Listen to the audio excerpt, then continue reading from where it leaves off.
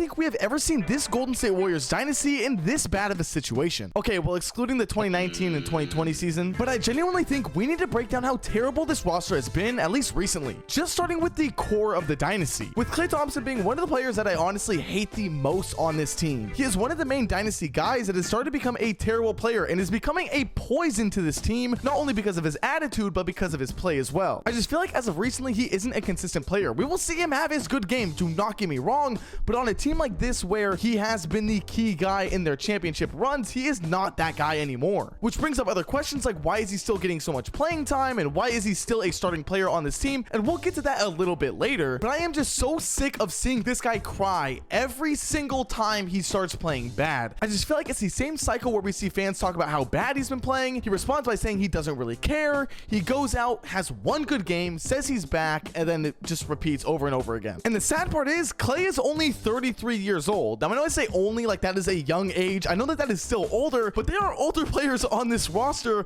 who are performing way better. Like Steph Curry, who is obviously going to be the one man on this team that you want to keep no matter what. He is always going to be the star on this roster, but there are some questions I have for him and what he is going to do next in his career that is a little bit scary, especially if you are a Golden State Warriors fan. Now, even Curry seems to think that this team isn't going anywhere, right? The way that this roster is currently laid out, they are not winning any championships soon, and for a dynasty type team, that's not good. So it's obvious that Curry's going to sit up on the podium and say that he wants changes to be made. He wants players gone, which is a little bit crazy to hear from Steph Curry, considering he has always been the guy that kind of sits back, plays his game, and lets the team and organization do their thing. But maybe now that Bob Myers is gone, things are a little bit different, and he has to be vocal about what he thinks. But let's say Curry doesn't get what he wants. Let's say the team doesn't make any moves, and Curry at the age of 35 now has only a couple years left in his career and has to make the decision if he wants to leave and try to win another championship, try to get that one more for his legacy, or keep his main legacy in San Francisco and kind of become that guy that's stuck with his team throughout the entirety of his career. Because I know it sounds crazy that if a player leaves in their last 2-3 years of their career, they are no longer considered like a legend, I guess. I mean, I don't know how to say it because Curry will always be a legend in his city, but things would just feel different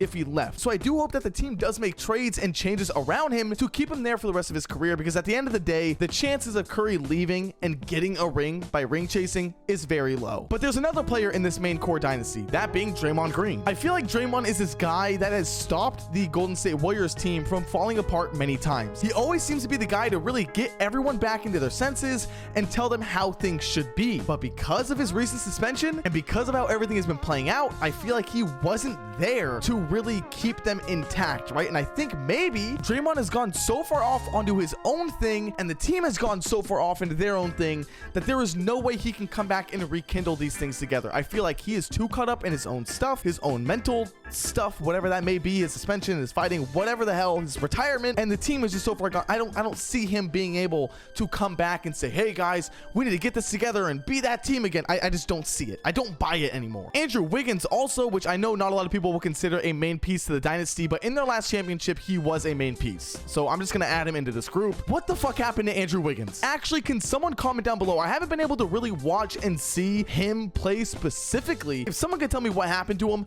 I would love to know. Please comment down below, because what the actual fuck? But the biggest reason as to why this team has been failing, I don't care about how Klay Thompson plays. I don't care about how Draymond Green plays or punches people. It is all down to Steve Kerr. And let me get this out of the way. I think coaches are very impactful. I also think that coaches that win when a team is literally unstoppable shouldn't get as much credit as they may deserve, right? Steve Kerr isn't the best coach in the NBA, even though they had a season where they were the highest winning team, whatever the fuck, they won the most games regular season. Even though he won all these championships, I do not care. That does not make Steve Kerr the best coach in the league. With that also being said, coaches always, I mean always, get the shortest end of the stick. If the team is bad, the coaches get blamed. If the team is good, the coaches don't get credit. I understand that. But this time, things are different.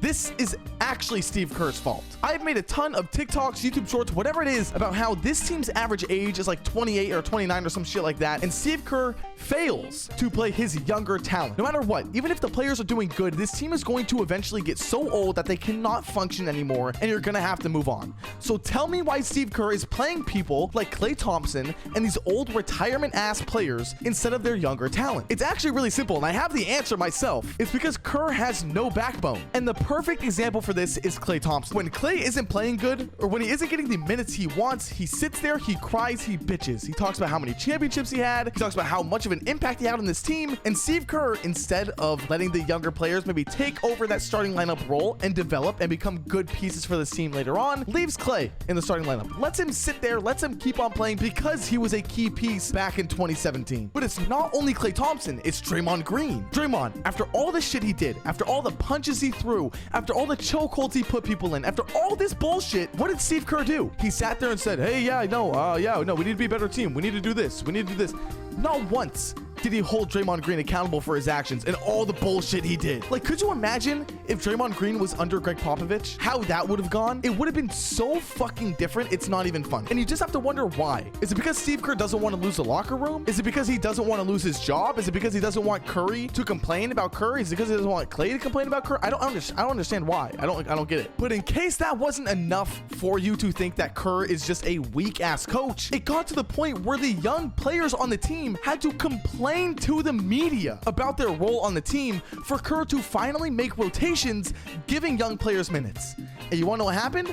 Moody dropped back-to-back 20-point games. Unfortunately, he got injured. I mean, think about how much he could have been developing this entire time. He should have gone and complained to the media months ago. Months ago, we should have. Because that's the only way that Kerr changes, is when he's forced to do things. And you know the scariest part about this? Is that the Warriors might actually re-sign him. After Eric Spoelstra got his insanely huge contract, I think the biggest one in NBA history, that leaves Steve Kerr to now use that as leverage when going to the Warriors front office and asking for a re-sign. And you know what? I hope that Mike, the GM of the Warriors, laughs in his face and says, get the fuck out of my office. Because especially if you're trading everyone and making everyone available on the market and you're changing your entire rotations and your entire roster, I pray that Kerr is the first one out of there. Now, I just want to touch on a couple other players that I just feel like kind of getting stuff off my chest, starting with Chris Paul. I don't know how many people in the world thought that Chris Paul was going to be like an effective player for this team. This move, the Warriors getting Chris Paul, is basically just the Celtics acquiring Shaquille O'Neal. Like, that is the level we are dealing with right now. And I understand that he's injured. Hope he feels better soon. I hope we can see him back out on the court. But like, you're not a serious person when you say that, oh, Chris Paul is going to be a huge effect on this team. Pods. I don't even know how to say his full name. I want to get this out of the way because he's not a bad player.